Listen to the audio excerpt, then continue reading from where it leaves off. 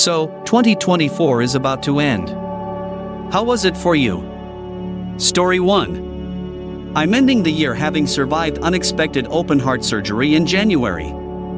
It all happened so quickly, I hardly had time to be scared. One visit to a cardiologist, followed by a massively failed stress test, and just a few weeks later I'm sitting in front of a surgeon who says that if I don't have this procedure, new aortic valve, triple bypass, there'd be a 50% chance I'd be dead in 2 years. My only advance warning was occasional dizziness when I walked up hills. There was really no family history.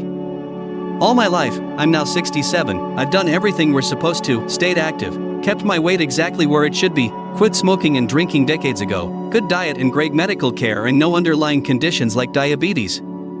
But all those steps don't guarantee perfect health.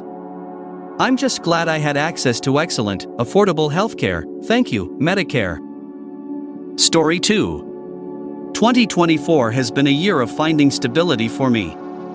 I moved out of my dad's abusive household 2 years ago, and since then, I've been building my own life. I graduated high school, started working, and got my own apartment. My dad has even started to realize his faults, which is something I never expected. I don't have many friends right now, but I'm trying to reconnect with some old ones. I feel like 2025 is going to be my year to really move forward. How was 2024 for you? Story 3. My psychiatrist put me on mood stabilizers, and for the first time in 12 years I do not want to end myself. Of course, therapy has helped too.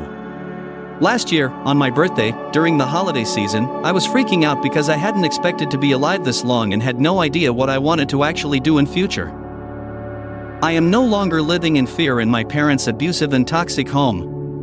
For now, I have a job, I have a place to live, and I'm working out again. I think it's enough progress. I'm not being as hard on myself. Story 4. Went to the DRs in March because I was feeling breathless and exhausted with fluid retention. Hospital discovered a tumor in my chest. Luckily, it's not growing. They decided I was too fat to have open chest surgery, breaking apart my ribs and sternum, to remove it. Now awaiting bariatric surgery, so that I can have the tumor removed eventually. Don't get fat, kids.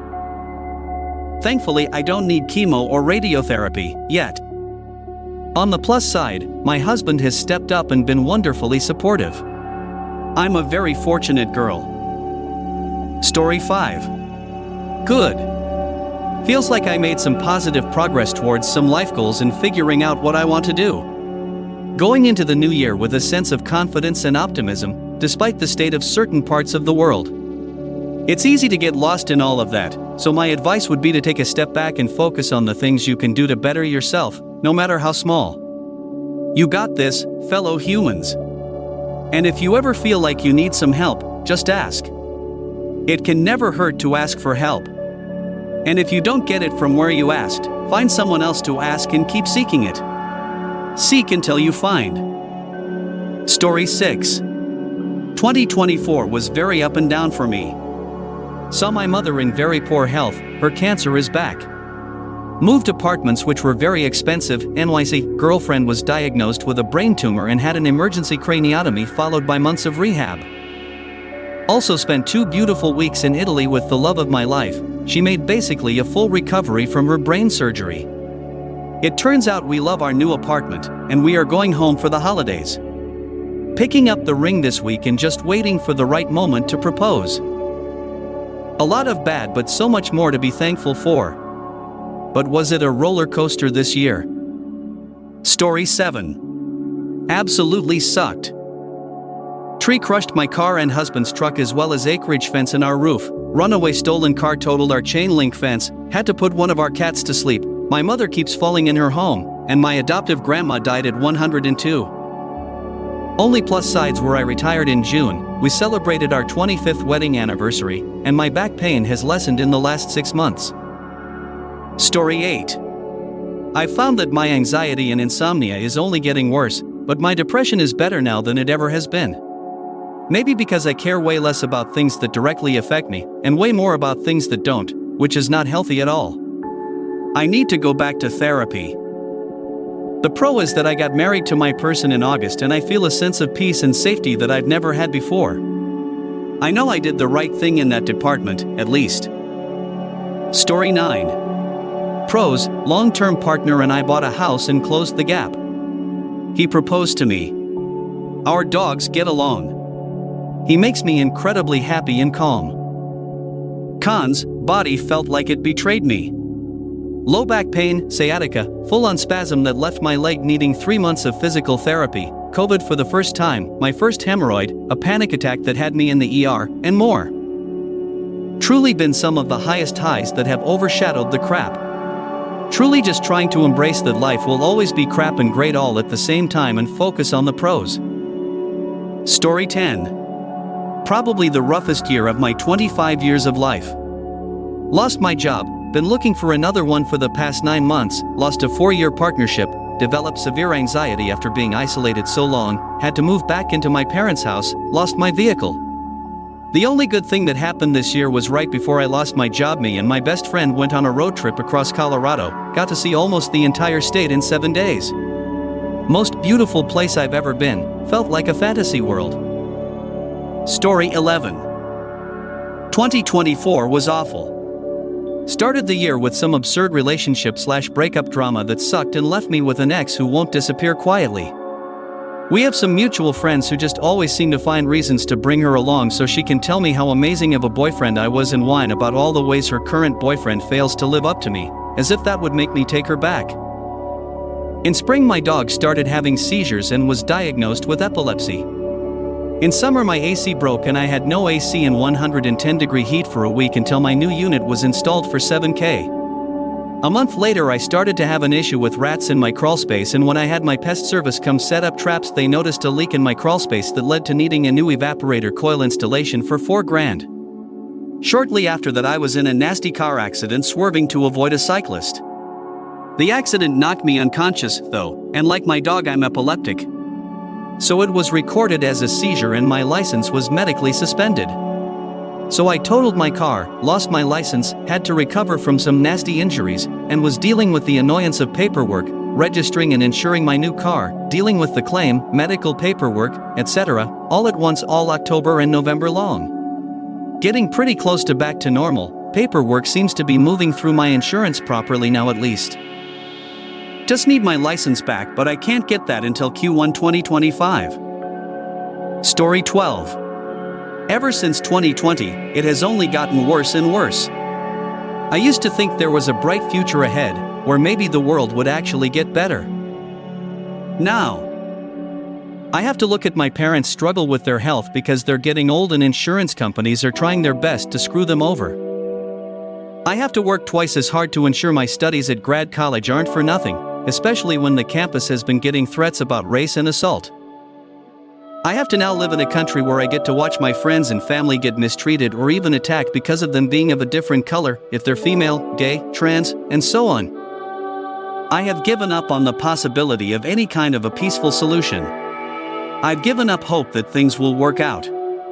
Now I am just bitter, I am just spiteful, and I can't do a thing about any of this because no one will ever listen. Apologies for ranting. I'm just very pent up.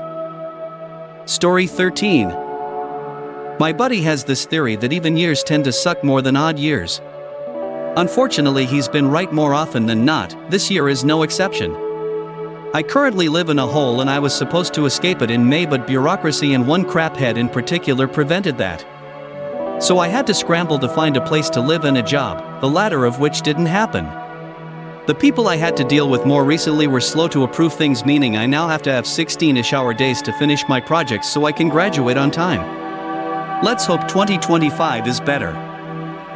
Story 14. Not good. My cat I had since a child had to be put down due to kidney failure earlier this year. Landlord where I live at raised my rent without telling me beforehand, increasing my rent where things are much harder on me now. A stray cat I used to feed where I live was eaten alive by this dude's dog who sits outside drug dealing all day. I have this tenant who was moved into the building and is a violent drug addict that has made threats against me and is unhinged acting. Story 15. The worst year of my life by far, and it's not even close. On one hand, I got into grad school and started my first year, and I also proposed to my partner during the eclipse in April, but we broke up a couple weeks ago and that has been horrifically difficult. We had been together for 4 years. The election happened in the US and it totally took me by surprise and also kinda wrecked me for a while. I've been trying to manage and survive, but I haven't been succeeding at all. Story 16. Really difficult. Some of the year was really good. Some of it was really tough. Ending the year 24 weeks pregnant with an almost 2-year-old and a husband who was unexpectedly laid off back in August, then diagnosed with diabetes after a really scary hospital stay. His health has thankfully improved to the point he can start looking for work again, but it's going to really suck since he won't be able to take time off for our last baby to be born. Story 17. Got married to my GF of 10 years, settled in our new house. We moved in 2023, but it was rough for the first few months with hardly any furniture. That was good. Our democracy is being dismantled by a pro-Russian wannabe autocrat, and he's succeeding, because almost half of our country believes in obvious lies and strives for incompetence and outright evil. 1st of January, almost half of our country's doctors are resigning from their hospitals in protest, because the government, which has been with a short break during COVID controlled by the single party, has destroyed our medical system, and the Prime Minister outright said he does not care about hospitals. Story 18. First 4.5 months were very good for me. However, May 17th I got diagnosed with multiple sclerosis, MS. Then in July 24th got a phone from HR telling me that I am going to be terminated on August 9th. That phone call really hurt my mental health. The next day I tried to commit suicide and spent 2 weeks in the hospital. Now I spend majority of my time watching TV and movies, reminisce the old days of working, driving and talking to family and friends to keep me up and positive. Story 19. 2024 has been my busiest year yet. I got a kitten, found out I was pregnant, got engaged, eloped in a country I'd never been to before because it was significantly cheaper than getting married in my own country, Australia. Kept the elopement a secret for 2 months until we hosted our engagement party, where we played our wedding video to all our shocked family and friends. We sadly lost one of our dogs who passed away after having a severe seizure. Now we're waiting for Bub to arrive any day now. It's been a whirlwind. Story 20. 2024 was very much the year of internal conflict and recalibration for me. I have read papers about the nexus stage of one's life, what some poets have described as the dark night of the soul, throughout the years. It is a time when we face our innermost demons and arrive at a fork in the road of our future fate. Some psychoanalysts describe it as a cartoonish choice between the light and the dark. You either let the darkness consume you or use it to strengthen you. With that being said, it was neither good nor bad.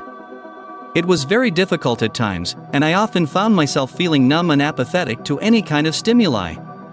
The 2 most positive things that happened were, 1, I got my physical health back on track, and I am working hard to maintain that discipline. 2, I got a new job in a field I had been training myself to get into.